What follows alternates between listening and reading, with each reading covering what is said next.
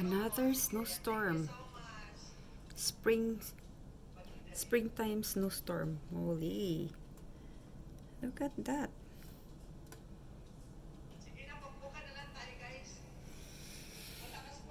Yeah, this is how we live here in Winnipeg. Even during the springtime, we have snowstorm. And this is worse today because we don't have work and we don't have school.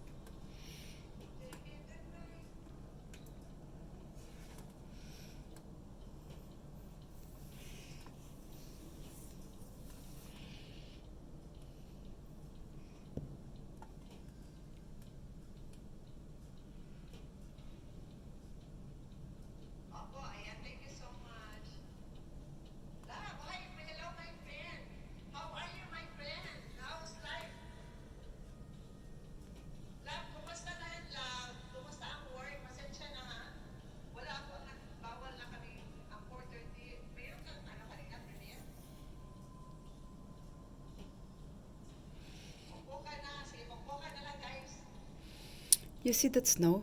That is from